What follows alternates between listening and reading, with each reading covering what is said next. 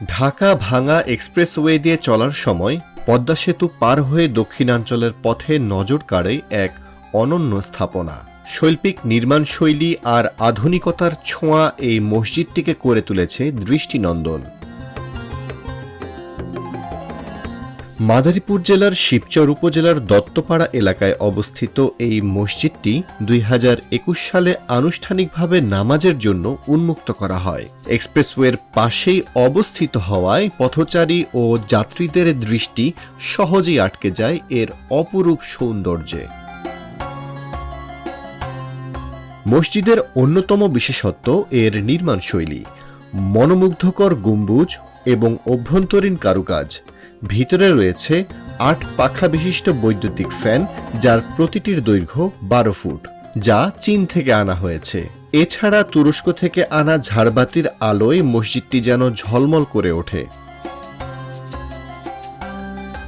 মসজিদের উচ্চতা মেঝে থেকে ছাদ পর্যন্ত ২৫ ফুট। চারপাশের বড় জানালা থাকায় পর্যাপ্ত বাতাস আসে, যা মসজিদটিকে সারাক্ষণ শীতল করে রাখে। এই সুব্যবস্থার ফলে মুসল্লিরা স্বাচ্ছন্দ্যে নামাজ আদায় করতে পারেন। মসজিদের ব্যবস্থাপনায় রয়েছেন একজন ইমাম, একজন মুয়াজ্জিন ও ২ জন খাদেম। মসজিদ উদ্বোধন হয়েছে ২০২১ সালের ১৯ ফেব্রুয়ারি শুক্রবার জুমার নামাজের মাধ্যমে। এরপর থেকেই আমরা দেখতে পাচ্ছি যে প্রচুর সংখ্যক লোক নামাজে আসে এবং যেহেতু এক্সপ্রেসওয়ের পাশে সেই হিসেবে ঢাকা থেকে যে ফিরতি যাত্রী তারা অধিকাংশই আমরা সবসময় দেখে থাকি যে যাত্রাপথে যাত্রা বিরতি দিয়ে এখানে মাগরিব এবং ইশারের নামাজে বেশি অংশগ্রহণ করে এবং জুম্মার নামাজেও তারা অংশগ্রহণ করে। রাত ৮টা থেকে ৯টা পর্যন্ত অনেক দর্শনার্থী এবং মুসল্লি যারা আছেন তারা নামাজ আদায় করে। আর মসজিদ নির্মাণের পর থেকেই আমরা খতম তারাবি এখানে অনুষ্ঠিত হয়। আমি এবং মূল ইমাম যিনি আছেন আমরা দুজনেই খতম তারাবি পড়াই।